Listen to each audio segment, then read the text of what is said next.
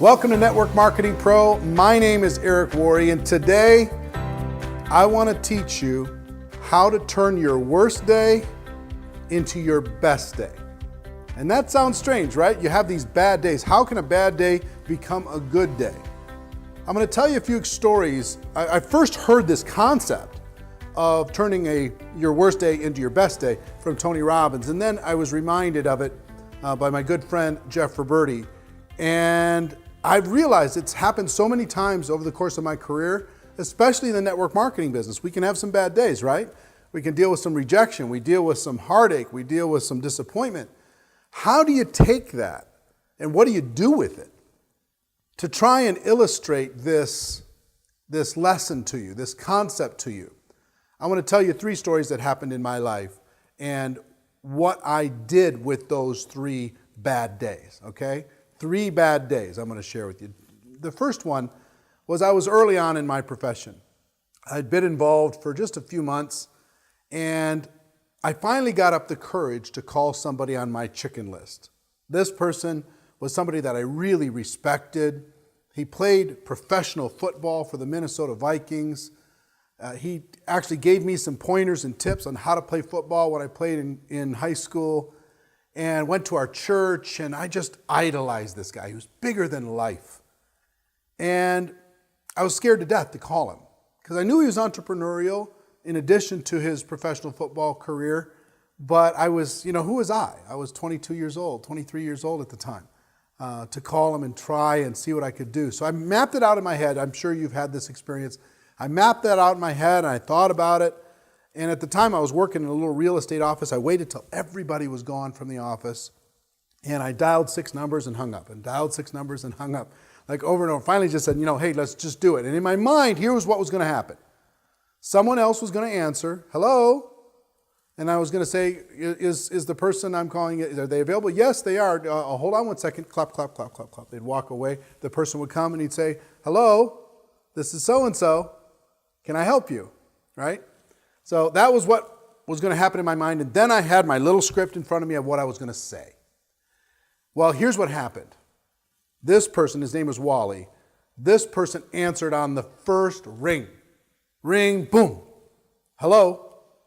And I was like, just totally panicked. My mind left my body, okay? I couldn't put good, coherent sentences together. I was like stumbling, I'm involved in this thing, my dad and his partner are involved and they're successful, maybe you could look at this, you're so powerful, you're so amazing, and he just said, Eric, stop.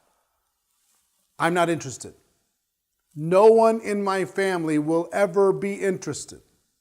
90 days from today, you'll no longer be doing this little project of yours. You'll have moved on to other things. Don't call me at home about business, and hung up. Boom. I don't know if you've ever had this kind of experience. That person that you idolized just absolutely crushed you. Well, he crushed me that day. You ever felt like a day when gravity is like multiplied? At first I was mushed down, face down onto the desk. And then eventually I slumped down onto the ground, and I remember my face in the carpet thinking, who am I trying to kid anyway?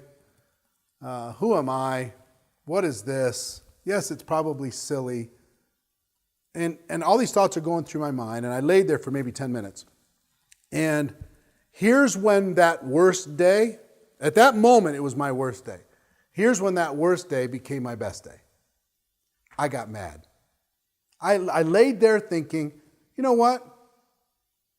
Who is he to take, it took guts for me to make this call. It took guts for me to pick up the phone, and he should know that took courage for me to do. At the least, he should have had compassion on me and should have been kind in the process, because somebody believed in him when he didn't believe in himself, and I got mad.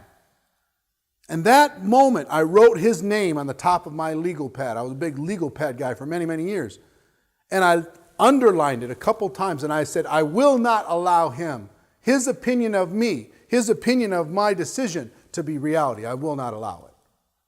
So that day became my best day because guess what? 90 days later, I wanted to quit.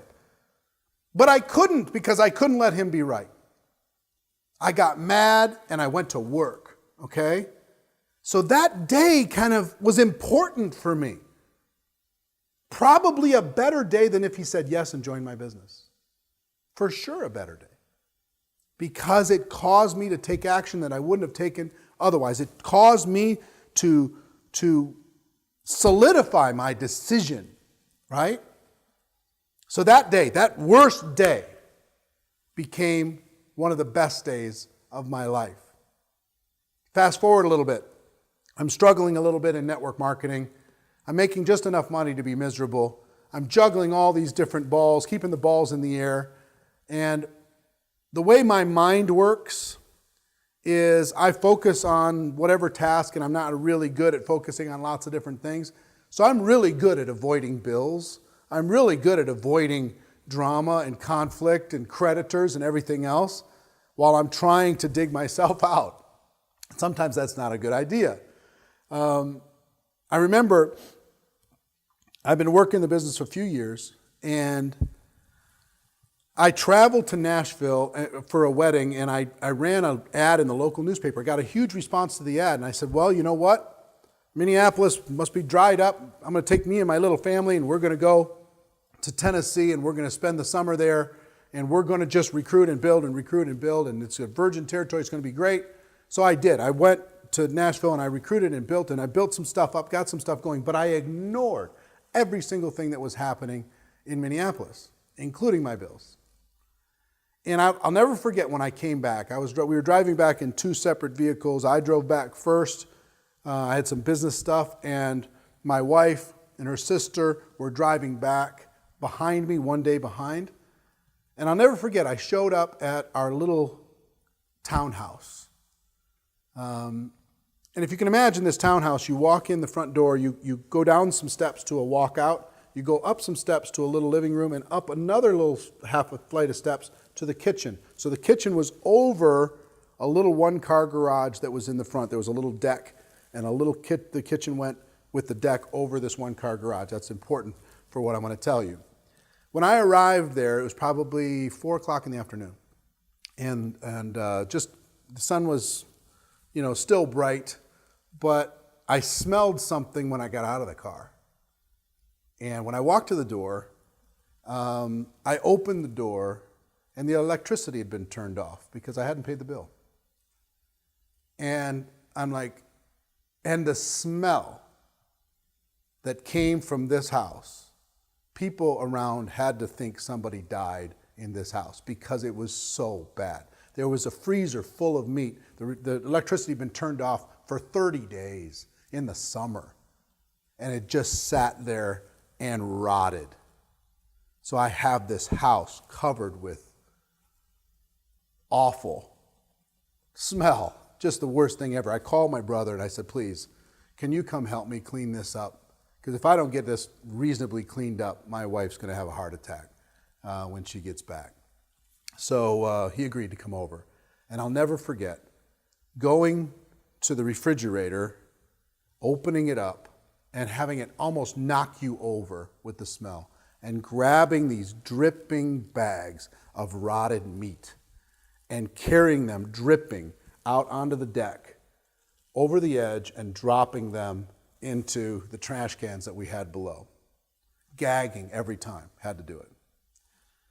And I felt like a failure. I felt like I wasn't a good provider for my family. I felt like a loser. And here's when the worst day became my best day. One of the best days of my life. And during one of those trips, I said, you know what? I've had it. I'm not doing this anymore. I'm not going to live like this anymore. I'm tired of scrounging around. I'm tired of just doing the minimum. I'm not going to experience what I'm experiencing now ever again the rest of my life. I'm done. I've had it. I'm not living like this anymore. You know what I did? I walked over to the freezer. I opened it up. I put my head inside the freezer, and I did this.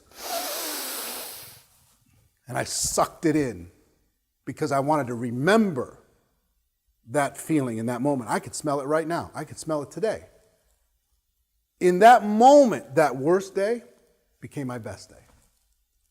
Because starting there, I was going to do what I needed to do for my family. I was going to do what I needed to do to never feel like that again. And every time I started to think lazy thoughts and procrastinating thoughts, I smelled that smell one more time and I said, no, what? I'm not doing it. I'm not doing it anymore. Third time, when the worst day became my best. I really pushed hard for a rank advancement. I don't know if you've ever pushed for that, because I wanted to get in this special room at a company convention. They said, hey, if you get to this top rank, if you get in here, you get to be this special room, and there's going to be some rewards for it. So I pushed. I pushed so hard, harder than I've ever worked in my life. And I came this close. You know, the kind of close where you negotiate with the company a little bit. Say, come on, I'm this close. And they said, sorry, kid, maybe next time. So I went to the convention, and they had the private meeting for the people who qualified, and I wasn't one of them. So you know what I did? I went and sat outside that room and watched everybody go in, one at a time. I watched as the door closed, and I felt like my dreams were done. I watched as a marching band lined up outside the room, burst the doors open, and they passed out huge profit-sharing checks to all the people in the room. And I will tell you, it wasn't that day, that worst day, that became my best day, but it was within a few months of that worst day, and that still being strong in my brain, that I finally made the decision to go pro. That I finally made the decision to walk away from amateur and trying to get lucky and looking for shortcuts and systems. That I finally said, I'm going to take this all the way to the top. So that's how those 3 worst days, terrible days, became my best days. And here's how a worst day can become a best day for you. You don't control what happens to you, but you control the meaning of what happens to you. You understand what I'm saying?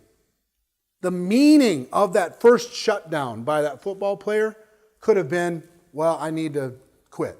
I need to run away. His opinion is more important than my dreams. I could have applied that kind of a meaning because I idolized that person, but I didn't. I applied a different meaning to it and a more impactful and powerful meaning.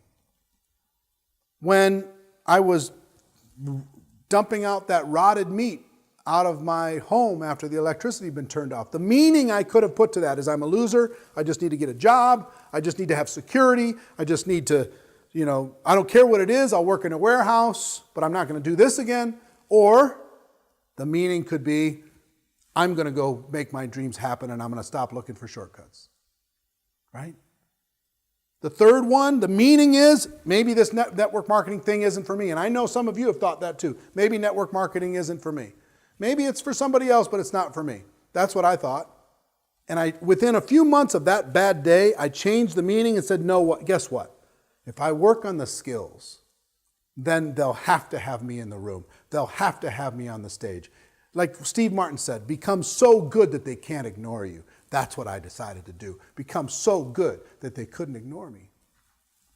So you have an opportunity today to change the meaning that you have given to your bad days and turn them into good days. You have the ability to change how you think about adversity.